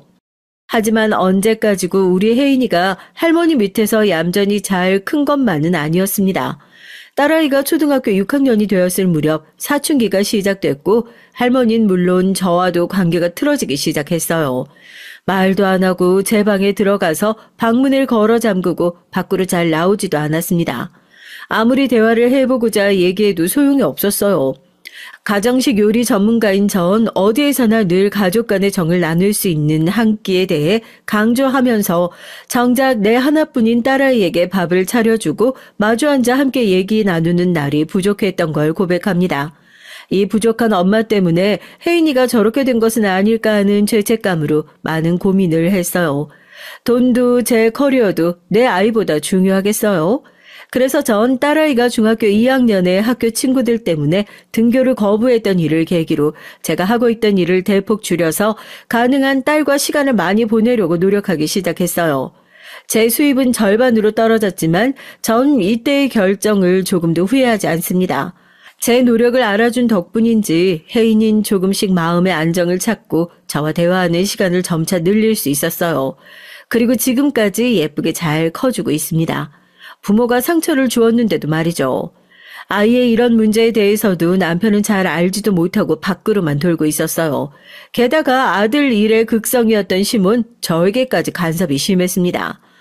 너는 요리 연구가라는 애가 왜 집에서 자주 요리를 하지 않니? 네가 이러니까 대식이가 맨날 술 먹고 늦게 집에 들어오는 거 아니야. 어머니, 제 일이 얼마나 바쁜데요. 저 매일 밤 10시는 돼야 집에 오는데 태식 씨 저녁이요? 그걸 어떻게 챙겨주겠어요? 속으론 당신 아들이 그깟 저녁 음식 때문에 밖에 있는 줄 아나 밖에서 술 먹고 여자들하고 노는 걸 알고는 저러는 건가 이렇게 자기 아들의 실체를 밝히고 싶은 마음이 굴뚝과 같았죠. 아이고, 이 그릇들 좀 봐라. 왜 이렇게나 많은 거냐? 아니, 그릇들이 어떻게 하나같이 격조도 없이 싼티 나는 것 같고. 네? 어머님, 그 그릇들이 이탈리아에서 공수해온 장인이 만든 수제예요. 강남 사모님들이 돈을 내도 살 수가 없는 그릇을 싼티 난다고 하시면. 뭐? 아니, 그렇게 비싼 그릇을 넌 몇 개나 갖고 있는 거야? 얘가 집안 말아먹을 일이냐? 이렇게 비싼 그릇을 집에 두고. 어머님, 제 일이 그런 그릇들 쓰는 거예요. 요리 실습 영상 만들고 방송 촬영하기 위해 투자하는 거 모르세요? 그리고 이 중에 많은 그릇은 저희 친정엄마가 주신 것도 있고 업체에서 협찬받은 것도 많고 실제로 제 돈은 많이 안 썼습니다. 특히나 당신 아들 돈은 1원도 안 들었으니 간섭 좀 하지 마세요. 이렇게 속으로만 항변했을 뿐이었죠. 갑자기 시모의 환갑 때 일이 생각나네요. 약 10년 전의 일인데요. 시모가 자기 친구랑 친척들 모시고 하는 환갑잔치에 며느리가 직접 다 요리해서 대접하라고 강요를 하시는 겁니다. 그런데 그 손님 수가 자그마치 100명 가까이 되는 거죠. 여기 계신 분들 아시죠? 요즘 누가 환갑잔치를 그렇게 성대하게 해요. 게다가 한참 일하느라 스케줄 빼기 어려운 저에게 직접 100인분의 파티 요리를 해내라니 이건 노예나 다름없었습니다. 제 스케줄을 취소할 수도 없고 너무한 요구였기 때문에 가능하면 부드럽게 거절하고 싶었어요. 어머님, 저도 직접 어머니 환갑잔치 해드리고 싶은 마음은 있죠. 그런데 그날은 제가 대기업 연회 행사가 잡혀 있어서요. 지금 취소하면 위약금도 있고요. 어머님, 제가 그 행사에서 받은 돈이 얼만 줄 아세요? 그 하루에 500이에요. 제가 그 돈을 어머니께 모두 드릴 테니까 좋은 식당에서 충분히 손님들 대접하실 수 있을 거예요. 너는 하나만 알고 둘은 모르는구나. 누가 그냥 식당밥 먹고 싶어서 너보고 오라는 줄 아니? 내가 평소에 우리 며느리가 유명한 요리 연구가라고 자랑을 주변에 그렇게 하고 다녔는데 다들 널 궁금해하니까 부르는 깊은 뜻도 모르고. 지금 너 돈 많이 번다고 시애미 앞에서 유세냐? 너 여자가 돈 번다고 가정일 내팽개치는 것만큼 꼴불견 없다. 네가 그러고 다니니까 태식이가 집에 마음을 붙이지 못하는 게야. 아니 정 안 되면 남편 앞에 술집 여자처럼 옷 입고 애교도 피우고 그래야 하늘을 보고 아들을 낳지. 시모는 환갑잔치 때 저를 부려먹지 못한다고 하니 이렇게 입에 담을 수 없는 말을 늘어놓는 게 아니겠어요. 어떻게 저런 말을 할 수 있지. 전 큰 상처를 입고 더욱 시모를 멀리할 수밖에 없었습니다. 그래서 결혼한 내내 며느리가 할 도리를 하고 용돈은 넉넉히 드렸지만 시모를 진심으로 가까이 할 수는 없었어요. 저에게 절친한 유혜수라는 친구가 있는데요. 우린 자주 만나진 못하지만 통화를 하면서 그간 지내왔던 얘기를 서로 털어놓고 고민을 들어주는 가까운 사이였습니다. 환갑잔치 때 시모가 제게 했던 말을 들은 친구는 이렇게 말하더군요. 지랄도 풍년이네. 야, 환갑 축하금을 무슨 500이나 줘? 돈 많다고 유세라고 하니까 돈도 주지 말아버려. 한 5만 원 봉투에다 넣어봐라. 친구 말에 한참을 웃었고 덕분에 속풀이를 할 수 있었어요. 남편과 시모복은 없지만 딸을 키우며 제 생활에 충실하게 살던 3년 전의 어느 날이었습니다. 전 끔찍하고도 기가 막힌 일을 당했어요. 제가 하고 있는 페이스북, 지금은 메타로 이름이 바뀌었지만 당시의 이름입니다. 페이스북 계정으로 한 통의 DM을 발견하고서 이 일은 시작됐어요. 안녕하세요. 전 20대 여성입니다. 이름은 밝히지 않을게요. 김태식 씨 아내분 맞으시죠? 전 배우 지망생으로 2년 전 남편에게 성추행 및 강간을 당했습니다. 카페에서 아르바이트하고 있던 저에게 김태식 씨가 캐스팅 기회를 주겠다면서 면접을 제의했고 전 아무 의심 없이 회사 면접인 줄로 믿었어요. 하지만 몇 차례의 미팅은 사실 면접이 아니라 김태식 씨가 저와 개인적으로 만나기 위해 꾸며낸 거짓말이었다는 걸 나중에야 알게 됐죠. 노출이 심한 옷을 주면서 카메라 테스트라며 사진을 찍고 제 허벅지나 어깨, 가슴 등을 슬쩍슬쩍 만지면서 얘기를 했지만 제작사 대표니까 참았습니다. 그러던 어느 날 중요한 미팅이라며 절 단란주점의 한 룸으로 불러서 마치 그 술집의 여자인 것처럼 술을 따르고 부리면서 다른 회사 사람들과 놀더니 결국 화장실에 간 저를 따라와서 강제로 추행하고 성폭행까지 했습니다. 사건이 벌어지고 난 후에 전 드라마에 캐스팅해 줄 줄 알고 참았고 주변 시선이 두려워서 신고를 못했어요. 하지만 김태식 씨는 그날 이후로 저에게 연락을 두절해버렸습니다. 드라마 캐스팅은 물 건너갔다면서요. 아마 처음부터 그쪽 남편은 절 한번 먹으려고 의도적으로 접근했다는 걸 나중에 깨달았습니다. 어디에 호소도 못하고 괴로워하다가 작년에 경찰에 신고를 했지만 증거 불충분으로 사건은 빠르게 김태식 씨의 혐의 없음으로 수사가 끝나버렸어요. 그리고 김태식 씨는 합의금 2천만 원을 내밀고 조용히 무마하자고 이 업계에서 조금이라도 일하고 싶으면 자기랑 안 좋게 끝내서 좋을 게 없다고 절 협박했습니다. 지금도 그날의 악몽으로 잠을 못 자고 제 인생은 무너졌어요. 어떻게 해볼 길 없이 너무 억울하고 원통해서 이렇게 아내인 당신에게 연락합니다. 남편을 조심하세요. 이 남자가 신혼 때 성관계에 집착하고 나중에 변태적인 행위도 강요하는 일을 아내로서 겪어봤기 때문에 이 여자의 말이 사실일 수 있겠다 생각이 들었죠. 하지만 머리로는 사실일 것 같았지만 가슴으로는 받아들이기 힘들었습니다. 사실이라고 믿기가 싫었어요. 그럼 제 결혼 생활도 무너질 수밖에 없을 테니까요. 하지만 이 남자를 믿을 수가 없어서 집에 있는 그의 개인 컴퓨터를 뒤졌습니다. 그리고 발견한 어마어마한 사진과 영상들, 여러 여성들의 노출, 심지어 나체 사진까지 그곳에서 찾아냈죠. 그리고 여성들을 강제로 성추행한 영상도 있었습니다. 제작자라는 특권으로 많은 어리고 순진한 연예인 지망생들이 얼마나 끔찍한 일들을 당했을지 생각하니 같은 여자로서 가슴이 아파서 견딜 수가 없더라고요. 전 그 사진과 영상 자료들을 모조리 제 개인 디스크에 복사했어요.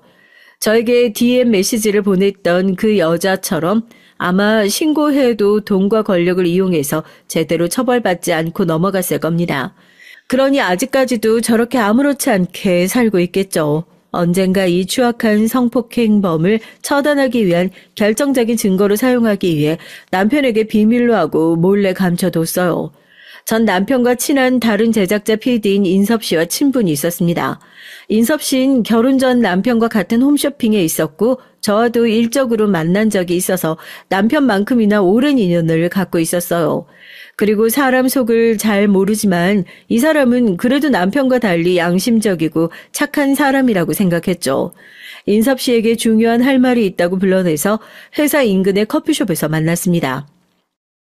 인섭 씨, 나 남편에 대한 모든 걸 알고 싶어서 왔어요. 이미 그 나쁜 놈이 여자애들에게 무슨 짓 하고 다녔는지 대강 알고 왔으니까 아는 대로 솔직히 모두 얘기해 주세요. 인섭 씨는 잠시 심각한 얼굴로 망설이다가 이내 남편이 해온 일들을 제게 털어놨습니다. 남편은 자신의 제작사에서 런칭할 새로운 작품의 여주인공을 찾는다면서 인스타나 페이스북 등 SNS를 통해서 어리고 예쁜 여자들에게 연락을 했다고 해요. 마치 사냥감을 찾듯이 이 일을 즐기곤 했다네요. 그렇게 걸려든 몇 명의 여성들에게 프로필 사진과 연락처 등으로 보내라고 했고 심지어 여고생들에게도 나체 사진을 스스로 촬영해 자신에게 보내도록 지시까지 했다네요. 아마 적어도 10명 이상의 여자들을 이런 방식으로 알게 됐고 성매매하거나 성추행을 했을 것이라고 했습니다. 그리고 남편은 일부러 여고생을 노리고 접근까지 했다는 거예요. 지금 자기 딸이 중학생인데 미성년자 성매매까지 한다니 이 자식이 인간이긴 한 걸까요? 전 더 이상 이 추악한 남자와 살 수 없었습니다. 그리고 이 일을 시모와 시부 모두 알아야 한다고 생각했어요. 주말 저녁 남편과 시부모님 식사 한번 대접해드린다는 핑계로 3명을 불러 모았죠. 너무 창피하고 긴밀한 얘기를 할 예정이었으므로 믿을 만한 식당에 가야 했어요. 우리가 상견례를 치렀던 단골 한정식집 사장님께 부탁해서 가장 안쪽에 조용한 룸을 예약하고 기다리고 있었죠. 시부모님과 남편이 도착해서 식사를 거의 마쳤을 때쯤에 전 얘기를 시작했습니다. 오늘 우리 며느리가 우리를 이렇게 좋은 곳에서 식사를 하자고 초대해줘서 참 맛있게 잘 먹었다. 고맙다. 그러게 아이고 바쁘신 우리 며느님이 웬 바람이 불었대? 아니 근데 그러고 보니까 여긴 너희 상견례 했던 곳 아니냐? 네 맞아요. 오늘 이 장소가 우리 4명의 마지막 식사 자리로 적당한 것 같아서요. 김태식 씨 집안과 인연의 시작과 끝은 이곳에서 하게 됐으니 영화와도 같네요. 그쵸 김태식 씨? 제가 알 수 없는 말을 하자 태식 씨는 전혀 모르겠다는 표정을 지었어요. 저 오늘 여기서 김태식 씨와 이혼하겠다고 말씀드리려고요. 이혼 사유요? 아버님, 말씀 듣고 충격받지 마세요. 이 남자 그동안 자신이 영화 드라마 제작자라는 타이틀을 미끼로 많은 여성들을 속여서 만나고 못할 짓을 벌였어요. 남편으로서, 인간으로서 실격인 남자입니다. 이 남자 여기 있어서는 안 돼요. 감방에 있어야 할 사람이라고요. 여보, 어디서 이상한 여자애들이 돈 뜯어 먹으려고 하는 수작이야. 우리 업계에 나 정도 미친 남자들은 다 당하는 거라고. 당신이 잘못 알고 있어. 자기 몸 팔아서 남자들 돈 뜯어내는 꽃뱀들이야. 아니, 이게 무슨 하늘의 날벼락이야. 야, 넌 아내라는 여자가 남편이 그런 일을 당하면 믿고 도와줘야지. 어디 봐서 우리 아들이 그런 짓을 할래야. 지금 그런 꽃뱀 같은 천한 여자들 말만 믿고 내 아들을 의심해? 뭐? 이혼? 어머님 눈에야 자기가 잘 키워낸 착한 아들이겠지만 착각하고 계세요. 이 남자 신혼 때부터 변태 성욕자에서 제가 잠자리도 멀리했어요. 우린 겉으로만 부부예요. 그렇게 된 지 10년도 더 됐습니다. 같은 여자로서 저 남자 문제 많은 거 왜 모르겠어요? 그 여자들이 꽃뱀이라고요? 어머니, 저 사람에게 당한 여자들 중에서 심지어 여고생도 있어요. 우리 혜인이보다 고작 2-3살 많은 또래의 여자애가 몹쓸 짓 당했다고요. 그 얘기를 듣고도 자기 아들 감싸고 싶은 겁니까? 퇴식인 너 이놈.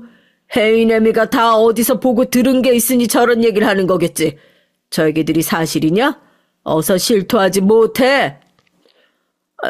아버지 저 억울해요. 두어 번 그런 꽃뱀들이 절 고소한 적이 있긴 해요. 그런데 원래 우리 업계 일이 그런 여자애들 자주 만나고 술도 먹고 하니까 오해하는 모양인데 경찰 조사에도 직접적인 증거가 없으니까 증거 불충분으로 사건이 종결 났었고요. 지들이 당한 일이 사실이라면 왜 경찰에 혐의가 없다고 끝냈겠어요? 그리고 저 여자도 할 말 없어요. 신혼 때부터 목석같이 굴어서 아내로서 빵점짜리였는데 왕성한 내가 어디서 풀겠어요?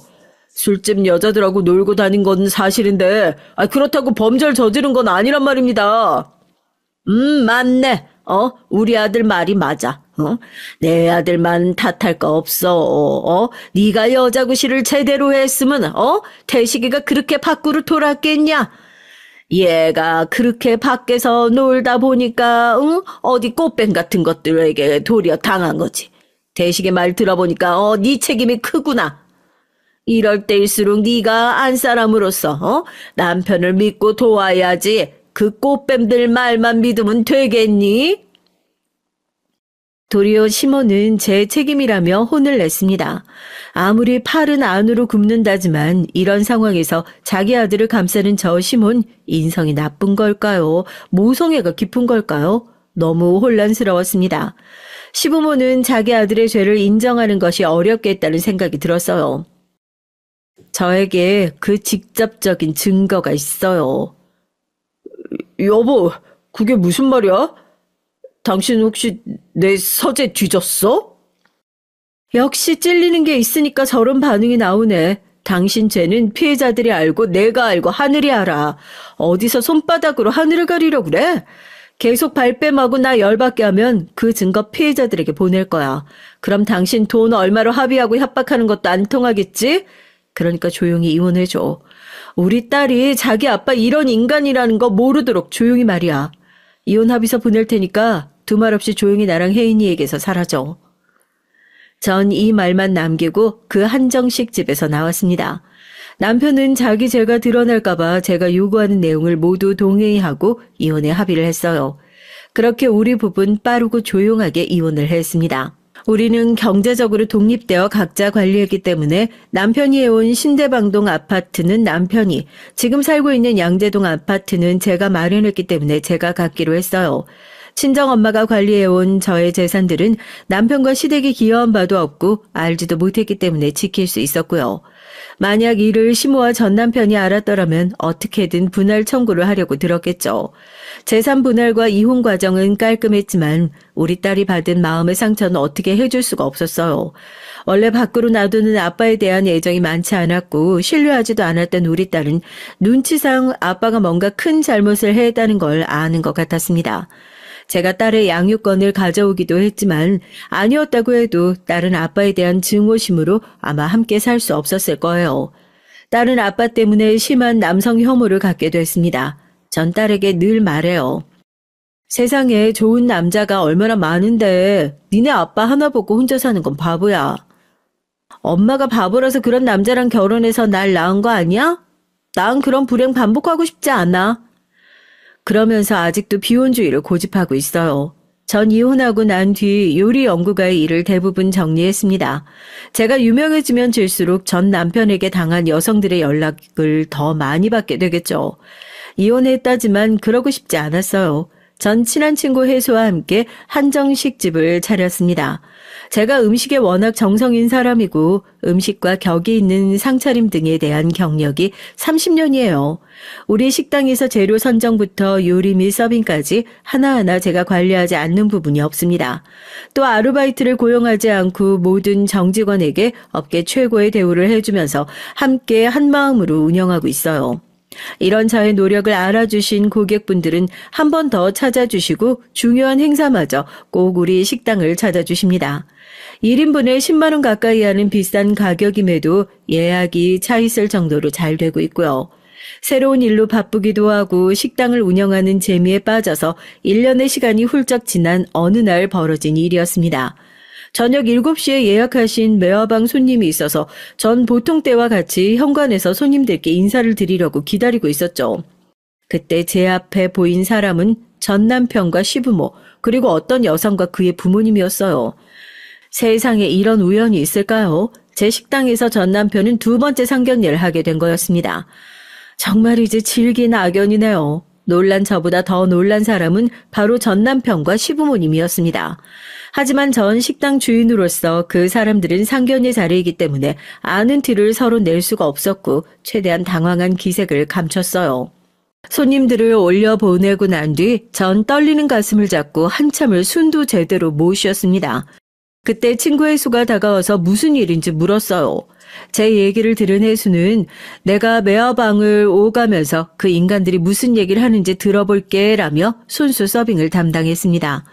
약 1시간 반 동안 매화방에서 식사를 하고 나온 전 남편과 시부모가 식당을 떠난 뒤 혜수를 통해서 어떤 상황이었는지 들을 수 있었어요. 전 남편은 시모와 친한 교회 권사님 소개로 예비 신부를 만나게 됐다고 해요. 올해 나이가 52세가 된 전 남편보다 10살 어린 42세의 여자고 친정 집안이 사업으로 재산을 좀 모은 집이고 현재 아이 없이 한 번 이혼한 상태라고 하네요. 게다가 전 남편은 그 여자와 결혼을 약속하고 이미 제작사 투자로 그 여자 친정에서 돈을 빌렸다네요. 웃긴 일은 상견례 도중 시모가 상대편 집에 뻥을 치더라는 겁니다. 전 남편의 수입과 재산 말이에요. 제가 빤히 알고 있는데 시모는 거의 5배쯤으로 부풀렸다더군요. 게다가 사돈댁 아빠가 이혼 사유를 물으니까 대답하기를 전 부인, 그러니까 제가 바깥 일만 하다가 다른 남자랑 바람을 폈다고요. 이쯤 듣다 보니 그냥 남 일로 무시하고 넘어가기가 힘들었어요. 그때 친구가 의기양양한 얼굴로 얘기했습니다. 걱정 마. 내가 결혼할 여자한테 당신들은 저 집안에 속고 있습니다. 상정도 하지 마세요. 라고 쓴 쪽지를 몰래 건네줬거든. 그리고 친구의 쪽지는 통했던 것 같아요. 바로 다음날 전 남편의 예비 신분 식당에 찾아와서 전 남편의 진실을 알고 싶어 했어요. 전 그 여자에게 전 남편 컴퓨터에서 찾았던 여자 사진과 영상을 보여줬습니다. 이 여자는 그 추악한 사진과 영상을 몇 개 보지도 못하고 그만 보고 싶다고 하더군요. 전 남편의 변태적인 성욕 문제부터 성범죄 사실까지 모두 그 여자에게 설명을 했어요. 그리고 그 시모가 내세운 재산은 잘못 알고 있는 것이라는 것과 시모도 정상적인 사람이 아니라서 조심해야 할 것이라고요. 아마도 그 여잔 전 남편과 그 집안에 대한 이 충격적인 일을 받아들이기 어려워 보였습니다. 처음엔 믿을 수 없다며 눈물을 보이고 부정을 하더니 그 다음엔 결혼한다고 주변에 알렸는데 이런 집안과 엮이다니 하며 화도 냈어요. 그리고 나중에 떠나기 전엔 저에게 감사의 인사를 했습니다. 자기가 한 번 이혼했는데 이번엔 더한 지옥을 경험할 뻔했다고 덕분에 고맙다고요. 제 말을 듣고 간 여자분은 결혼을 파토냈을 것이라고 생각했어요. 그리고 그 예상은 맞았던지 5일이 지나고 전 남편과 시모가 식당에 찾아와서 행패를 부렸습니다. 이런 못된 년이 우리 아들 신세 망치게 할 작정을 한 게야? 조용히 이혼해달라고 해서 조용히 갈라서 줬잖아. 근데 왜 새로 결혼하는 사람에게 못할 말을 해서 파토를 낸 거냐? 못할 말이라뇨. 전 하나의 거짓도 보태지 않고 사실만 말했을 뿐이에요. 제 인생도 모자라서 거짓으로 또 한 여자 인생까지 망치시려고요? 지금 당신이 무슨 짓을 한 건지 알기나 해? 그냥 결혼만 파토낸 게 아니야. 내가 예전에 있었던 일이고 불송치 처분이 났었던 일이라 문제가 안 된다고 해명해도 무슨 성범죄라는 식으로 몰아가더라고. 그 일을 교회며 주변에 다 알리고 말이야. 그뿐인 줄 알아? 그 여자네 집에서 극대노해서 날 고소하겠대. 내가 뭐 재산과 범죄 경력을 속여서 혼인하고 사업자금을 꿨다면서 말이야. 혼인빙자 사기죄로 날 감옥에 쳐넣겠대. 네가 다 망쳤어. 네 요리 연구 회사랑 이 식당 다 문 닫게 해주지.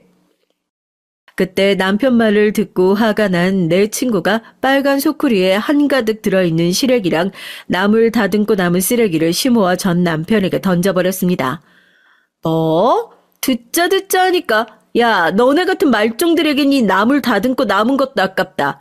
계속 여기서 그러고들 있어봐. 내가 이번엔 저기 솥에서 끓고 있는 기름 부어버릴 테니까. 친구가 나서니 전 남편과 시몬 얼굴에 묻은 나물 찌꺼기를 털어내며 급히 식당 밖으로 나갔어요. 그 뒤로 지금까지 그 추악한 사람들을 만난 적은 없습니다.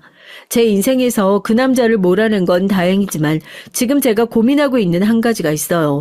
전 남편이 많은 여성들을 괴롭혔던 증거, 그걸 제가 아직 갖고 있는데 만천하에 그 인간의 실상을 알려야 할까요?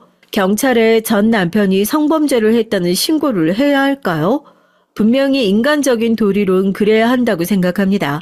하지만 전 이제야 평안함을 찾고 인생을 즐기며 지내고 있는데 다시 그 인간들과 엮일 생각을 하니까 너무 두려워요. 또 한 가지, 내 딸이 아빠의 추악함을 받아들일 수 있을까요? 이제 가 대학생이 됐다고 하지만 아직도 여리고 상처 많은 어린애일 뿐입니다. 제가 아빠의 범죄 사실을 공개하면 우리 딸은 더욱 상처받게 되지 않을까요? 구독자 여러분께서 제 고민에 대해 조언을 주신다면 참고해서 잘 결정해 보도록 하겠습니다. 그럼 저의 기고했던 결혼 사연은 여기에서 끝마칠게요. 앞으로 여러분의 인생에 자유와 행복이 가득하시길 빕니다. 안녕히 계세요.